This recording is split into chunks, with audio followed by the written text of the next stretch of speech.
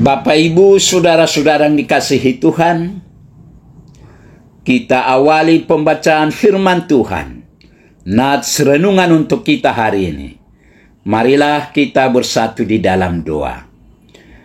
Damai sejahtera Allah yang melampaui segala akal, itulah yang memelihara hati dan pikiran saudara-saudara di dalam Kristus Yesus Tuhan kita. Amin.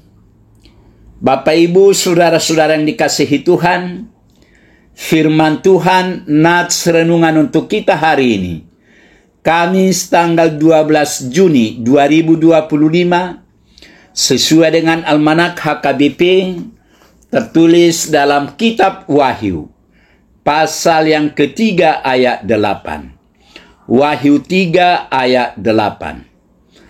Aku tahu segala pekerjaanmu.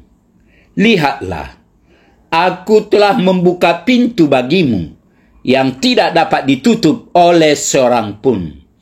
Aku tahu bahwa kekuatanmu tidak seberapa, namun engkau menuruti firmanku dan engkau tidak menyangkal namaku. Aku tahu segala pekerjaanmu. Lihatlah, aku telah membuka pintu bagimu yang tidak dapat ditutup oleh seorang pun. Aku tahu bahwa kekuatanmu tidak seberapa, namun engkau menuruti firmanku dan engkau tidak menyangkal namaku. Demikian firman Tuhan. Aku telah membuka pintu bagimu. Saudara-saudara yang dikasihi Tuhan, Philadelphia adalah kota termuda di antara 7 kota yang disebut dalam kitab Wahyu. Tuhan Yesus menyurati jemaat yang ada di Philadelphia ini untuk memuji pekerjaan mereka. Jemaat Philadelphia ini memang bukanlah jemaat yang besar, juga bukan jemaat yang kuat.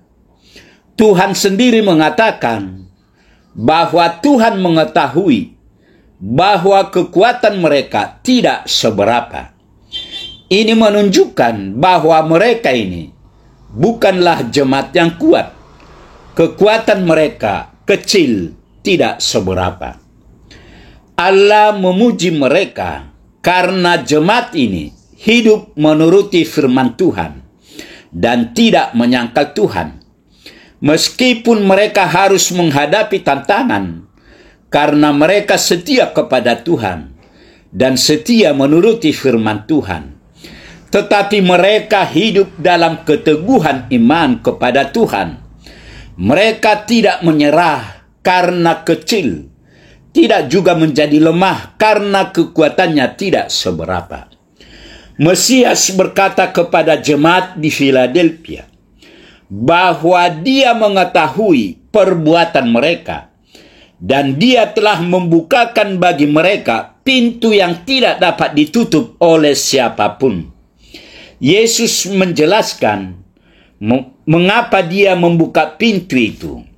Karena mereka memiliki sedikit kekuatan, mereka telah menuruti firman-Nya dan mereka tidak menyangkal namanya.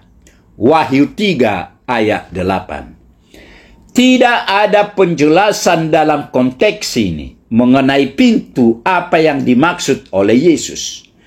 Tetapi ada preseden Alkitab untuk memahami apa yang dimaksud dengan pintu yang terbuka itu.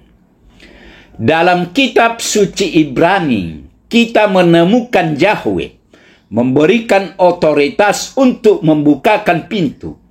Misalnya dalam Yesaya 22 ayat 22 kepada Eliakim dan Yesaya 45 ayat 1 kepada Kores. Dengan memperkenalkan dirinya sebagai dia yang membukakan pintu. Dalam Wahyu 3 ayat 7, Yesus menegaskan otoritasnya. Dia memiliki otoritas untuk memberikan kesempatan kepada jemaat di Philadelphia yang dia inginkan untuk mereka miliki. Pintu yang dimaksud bisa jadi adalah kesempatan bagi orang-orang yang tidak percaya di Philadelphia untuk datang mengikut dan mengakui bahwa Tuhan telah mengasihi orang-orang percaya di Philadelphia. Wahyu 3 ayat 9. Yesus juga menyebutkan untuk menjaga jemaat di Philadelphia dan masa-masa ujian yang akan datang, yang akan menimpa seluruh bumi. Wahyu 3 ayat 10. Dalam kitab Kisah Para Rasul, Tuhan juga menyediakan pintu-pintu yang terbuka. Dalam Kisah Para Rasul 14 ayat 27, jemaat-jemaat berkumpul di Antioquia untuk merayakan dibukanya pintu iman bagi bangsa-bangsa lain. Jika konteks Wahyu 3 ayat 8 dikaitkan dengan referensi Antioquia, maka mungkin pintu terbuka yang diberikan adalah untuk memberitakan firman Tuhan di Philadelphia. Meskipun kita tidak dapat mengatakan secara dogmatis apa yang dimaksud ketika Yesus berkata, "Aku telah membuka pintu bagimu," kepada jemaat di Philadelphia, kita dapat meyakini bahwa Dia yang membuat pernyataan tersebut memiliki otoritas untuk mengatakannya. Dan kemungkinan besar orang-orang percaya di Philadelphia memahami pintu yang terbuka di hadapan mereka. Saudara-saudara yang kekasih, firman Tuhan kepada jemaat di Philadelphia adalah sekaligus firman Tuhan kepada kita saat ini.